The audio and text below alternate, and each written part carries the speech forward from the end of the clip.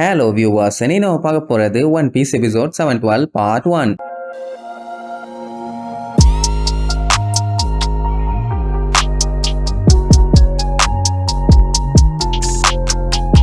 Open பண்ணா போன பாட்டுல கிளாடியஸ் சும்மா கண்ட மெனிக்கு பிளாஸ்ட் பண்ணி தெரிக்க விட்டான்ல. அதுல அங்க இருந்த அல்லக்கைங்கெல்லாம் அட சண்டால பயலேன்னு சொல்லி வெட்டிச்சு திரிப்பாங்க. அந்த மூதேவி அட்டாக் பண்றான்னு நம்மள தெரிக்க விட்டுட்டு இருக்கானேன்னு எல்லாம் கதறுவாங்க. ஒண்ணு ஆகாதுன்னு சொல்லி வெடிச்சு தெரிக்க விட்டுட்டான்ல. பாய் பாய் கேவண்டிஷ், இனிமேட்டு ஓவரா டைலாக் எல்லாம் பேசக்கூடாதுன்னு வேற சொல்லுவான். சண்டை போட விட்டுருந்தா கூட அந்த அல்லக்கைங்க கூட எல்லாம் சண்டை போட்டு அவனுக்கு டயர்ட் ஆயிருப்பானுங்க. அந்த டைம்ல போய் கூட பிளாஸ்ட் பண்ணி காலி பண்ணிருக்கலாம். ஆனா அவனே பிளாஸ்ட் பண்ணி அவங்க ஆளுங்க எல்லாத்தையும் காலி பண்ணிட்டான். பார்த்தோமியோ எல்லாம் பார்த்துட்டு ஐயோ பாவம், அவனை மட்டும் உள்ள விடாம இருந்திருந்தா இந்நேரத்துக்கு அங்கேயே செத்துருப்பானேம்பா. அந்த டைம் கேவண்டிஷ் வாயிலேயே ஒரு மிதி, ஏன்டா ஏற்காட்டி எருமை, நீ என்னைய உள்ள விடுறதா இருந்தா ஏன்டா முன்னாடியே விடல, என்ன பயமுறுத்தி பாக்குறியான்னு கடுப்பாவான். அப்படின்னா பார்த்தோமியோ அவனை உள்ள விட்டுட்டான். ஆனா கடைசி நேரத்துல விட்டவனதான் அவனுக்கு கடுப்பாயிருச்சு. ஏன்டா ஒருத்தன் உன் உயிரை காப்பாத்திருக்கேன், இப்படித்தான் அவனுக்கு நன்றி சொல்லுவியா, அறிவு கட்டவனேம்பா. கேவண்டிஷ்க்கு கடுப்பு என்னன்னா அவனால முன்னாடியே காப்பாத்திருக்க முடியும், ஆனா வீம்புக்குன்னே அவனை கெஞ்ச விட்டுருந்தான். அதனாலதான் கடுப்பாயிட்டான். சோ ரெண்டு பேருமே மாத்தி முட்டிக்குவானுங்களா. உடனே கேவண்டிஷ் நான் மறுபடியும் போய் அவங்க எல்லாத்துக்கூடயும் சண்டை பண்ணுமா. அட மூலகட்டவனே, இப்பதான்டா உன்னை உள்ள விட்டேன், மறுபடியும் வெளியே போகணுமான்னு கேட்டா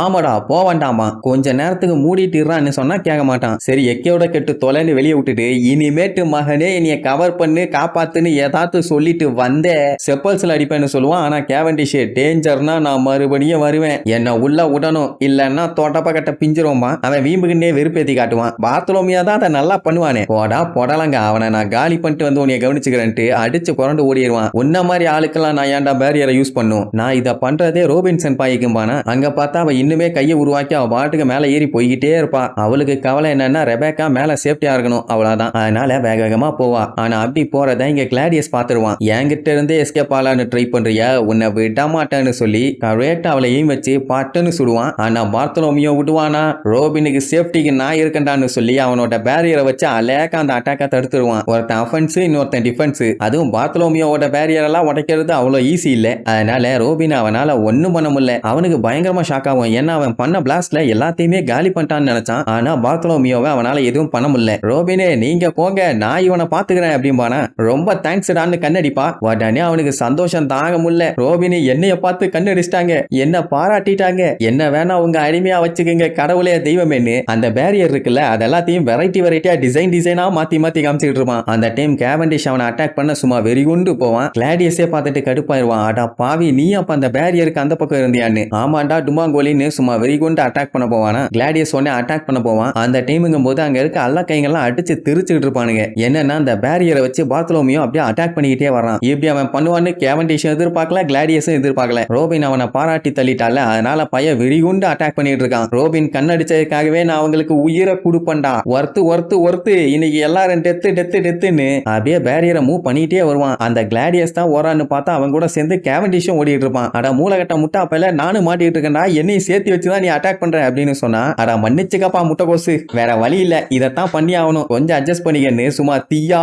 அட்டாக் பண்ணிட்டு போவான். ஏன்னா இப்ப தலைவர் அப்படியே ஃபுல் ஃபார்ம்ல இருக்கானாமா. எவன் குறுக்கால வந்தாலும் இன்னைக்கு அவனுக்கு சங்குதான் நுங்குதான்னு ஓட விட்டு பழுந்து கட்டிட்டு இருப்பான். அந்த டைம் டெலிஞ்சர் இது எல்லாத்தையும் பார்த்துட்டு இருப்பானா. உடனே கிளாடியஸ் அவனை ஹெல்ப்புக்கு கூப்பிடுவான்னு பார்த்தா அவன் ரோபினை போய் காலி பண்ண சொல்லுவான். ஏன்னா இவன் ஆல்ரெடி 2 பேர்த்த டீல் பண்ணிட்டு இருக்கானாமா. சோ இப்போ அவன் தடுக்க வேண்டியது ரோபினை மட்டும்தான். இது தெரிஞ்ச உடனே சரி ரைட்டு அவளை தெரிக்க விட்டுறேன்னு சொல்லிட்டு கிளம்புவான். அந்த டைம் டெலிஞ்சரை ஐடியோ அவனோட லாங்காம வச்சு புடிச்சு உன் கூட சண்டை போட இங்க ஒருத்தன் இருக்கேன், அங்க என்னடா போறேன்மா. பாவம் ஆல்ரெடி அவன் கண்ணா பின்னாடி அடி வாங்கினதுனால பாடி அப்படியே பஞ்சர் ஆகி போய் கிடக்குது. சொல்ல போனா வயித்துல ஒரு ஓட்டையே விழுந்துருச்சு. சாட்டு போட்டுன்னு சாகாம ஏன்டா என் உசுர வாங்கிட்டு இருக்க, செத்து தொலையும், எனக்கு ஏகப்பட்ட வேலை இருக்குதும்பா. உடனே ஐடியோவும் பயங்கரமா டயலாக் எல்லாம் அடிப்பான். டெலிஞ்சர் பார்த்துட்டு விழுந்து சிரிப்பான். ஐயோ இவனுங்கெல்லாம் எவ்வளவுதான் சொன்னாலும் திருந்தவே மாட்டானுங்க. சரி உன் சோழி எங்கேயோ முடிச்சிடறேன்னு சும்மா மின்னல் வேகத்துல போய் கண்ணா பின்னாடி அவனை போட்டு மிதின்னு மிதிச்சு தள்ளுவான். அதுவும் எப்படின்னா ஒரு சைடு மிதிச்சு இன்னொரு சைடு பறந்து வரும்போது இந்த பக்கம் வந்து மிதிப்பான், இந்த பக்கம் மிதிச்சு பறந்து வரும்போது அந்த பக்கம் போய் மிதிப்பான். ஐடியாவும் அட்டாக் பண்ண ட்ரை பண்ணுவான். ஆனா எதுவுமே வேலைக்கு ஆகல. முன்னாடி பின்னாடின்னு நல்லா அவனை பஞ்சராக்கி விடுவான். ரத்தம் வாயில இருந்து கண்ணா பின்னாடி தெரிக்கும். டெலிஞ்சர்லாம் அந்த ஐடியாவை மனுஷனாவே மதிக்கல. ஒரு மண்ணு மூட்டையை குத்துற மாதிரி கும்மா குத்திட்டு இருப்பான். சோ அப்படி அவன் என்ஜாய் பண்ணி அடிச்சுட்டு இருக்கும் போது இவ்வளவு நேரமா கதறிட்டு இருந்த ஐடியோ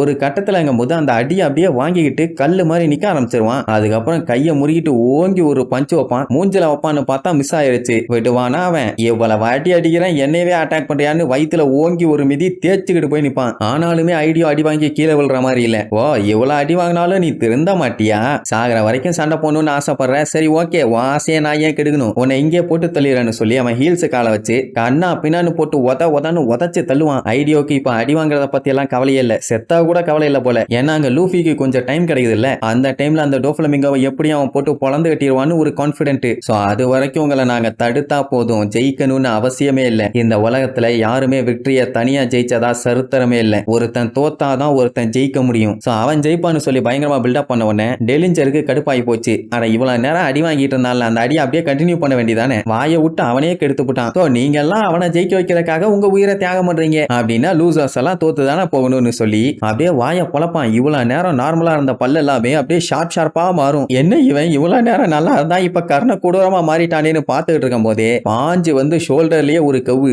அவ்வளவுதான், ஐடியாவால அதுக்கு மேல முடியல, பொத்துன்னு விழுவான். அதுக்கப்புறம் ஒரு உதை அப்படியே நீட்டா கீழே போய் விழுவான். உடனே டெலிஞ்சர், நான் ஒன்னும் சாதாரண ஆள் இல்லடா, என்னோட fighting fish lineage under estimate பண்ணிட்டில, அதான் வாங்கி கட்டிட்டேன்னு அவனோட முட்டைக்கண்ணை வச்சு பயங்கரமா லுக்கு விடுவான். அதுக்கப்புறம் கிளாடியஸை மீட் பண்ண போவான். அங்க பார்த்தா யாருமே இல்ல, எல்லா இடமும் கண்ணா பின்னான்னு கந்தரகோலமாய் போய் கிடக்கும். கிளாடியஸ் எங்க போய் தொலைஞ்ச, வெளியே வாடா வீணா போனவனேன்னு கூப்பிட்டவனே உடனே அவனும் சடனா வந்து, ஏய் கொஞ்சம் மறைஞ்சே இரு, ஏன்னா இந்த இடம் ரொம்ப ரொம்ப டேஞ்சரு, நமக்கு ட்ரபிள் கொடுக்குற எனிமியும் இங்க இருக்காமா. கிளாடியஸே பார்த்து பயப்படுறானா, யாரா அதுன்னு டெலிஞ்சருக்கு ஒரே ஆர்வம். அதுவும் நம்ம ஃபைட் பண்ண ஆரம்பிச்சு நம்மளை எவன்டா எதிர்த்து சண்டை போடுவான்னு சொல்லிட்டு இருக்கும் போதே டெலிஞ்சருக்கு சும்மா மின்னல் வேகத்துல வந்து கேவண்டிஷ் ஒரு வெட்டு போடுவான். அப்பதான் கேவண்டிஷோட மூஞ்ச காட்டுறாங்க, சும்மா கர்ண கொடூரமா இருக்கும். ஏன்னா பையன் இப்ப ஹக்குபாவா மாறிட்டான். அவன் தான் அந்நியனாச்சே, ஒரு டைமுங்கும் போது ரெமோவா இருப்பான், இப்ப அந்நியனா மாறிட்டான். டெலிஞ்சரையே வந்து பொழந்திருக்கான்னா அப்ப எந்த அளவுக்கு வேகமா வெட்டி இருக்கான் பாருங்க. அப்படியே ரத்தம் தெரிக்க பேன்னு வாய பொழப்பான். அவ்வளவுதான், நெக்ஸ்ட் எபிசோட்ல மீட் பண்ணலாம். டாடா.